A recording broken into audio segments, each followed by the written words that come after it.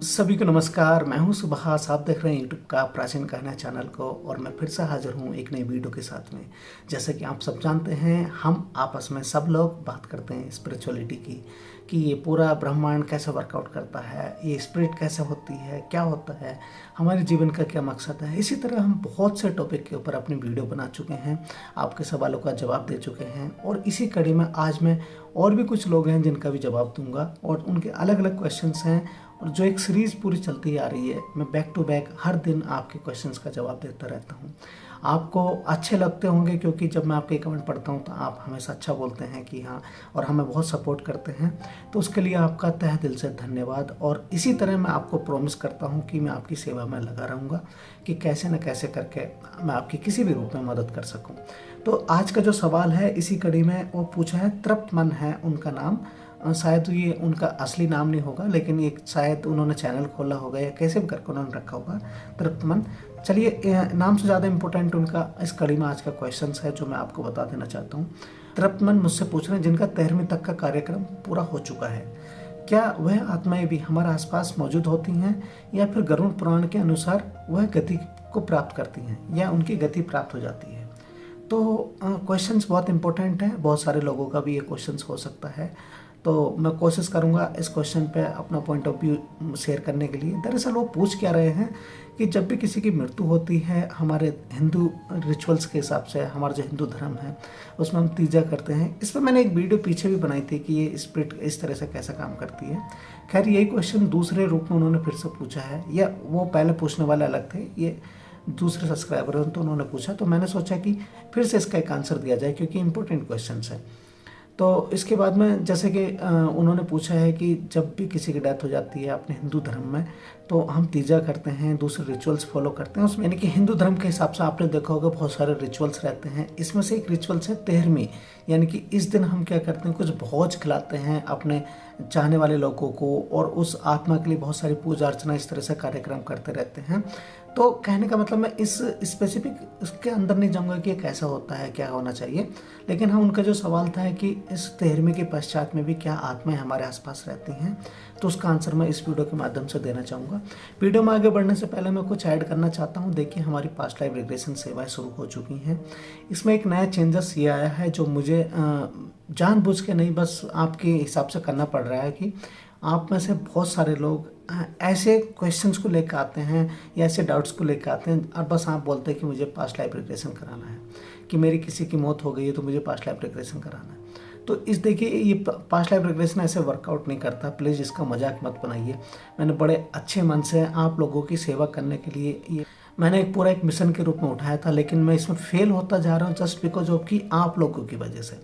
आप लोग सबको पास्ट लाइफ रिग्रेशन कराना है और आप में से बहुत सारे लोगों को तो मतलब नहीं पता होता है कि पास्ट लाइफ रिग्रेशन है क्या। अगर मैं पूछूं कि PLR की पूरी फुल फॉर्म क्या है, आपको वो भी नहीं पता होती, तो आपको वो भी पता नहीं होती, तो कैसा लगेगा बताइए। जब मैं उन सेशन से लाइव में मिलता हूँ कि हम आज किस बारे में बात करेंगे, आपकी समस्या क्या है, तो उनके हाँ, मेरे तो हस्बैंड चले गए, मेरी तो वाइफ चले गई, मुझे इसलिए पास्ट लाइफ रिग्रेशन, ये क्या है।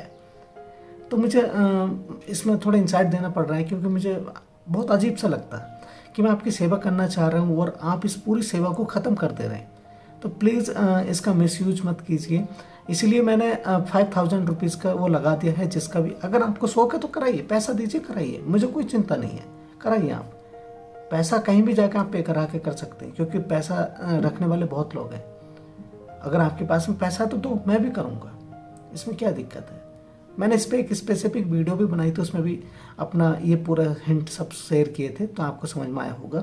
अगर स्टिल इस तरह से अगर आप ये वीडियो नहीं देखते हो पूरी, अगर आपको नहीं पता कि पास्ट लाइफ रिग्रेशन कैसा होता है, तो प्लीज़ सारी वीडियो को चेकआउट कीजिए, पास्ट लाइफ रिग्रेशन के बारे में रिसर्च कीजिए कि ये क्यों होता है, कैसा होता है, इससे हम किस तरह से मदद ले सकते हैं। तो मुझे भी आसानी होगी, आपको भी आसानी होगी और आपको जो इससे चाहिए होगा आपको वो भी मिल जाएगा। तो चलिए अब आते हैं हम अपने बैक टू द टॉपिक के बारे में। जैसे कि हम बात कर रहे थे कि 13वीं के बाद में जब एक किसी की मृत्यु होती है, हमारे हिंदू धर्म के हिसाब से सारे रिचुअल्स कर दिए जाते हैं। 13वीं के बाद में क्या हमारे वो आत्मा हमारे आसपास में रहती है, नहीं रहती है? तो इसका आंसर है इन शॉर्ट अगर मैं कहूँ तो यस, रहती है, बिल्कुल रहती है।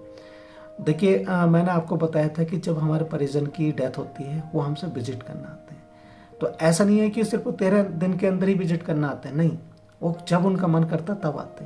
लेकिन हाँ, इसमें कंडीशन क्या है, उनकी मेरिट क्या है, उस मेरिट के हिसाब से उनको अलाउ किया जाता है कि आप कहाँ जा सकते हो, कहाँ नहीं जा सकते।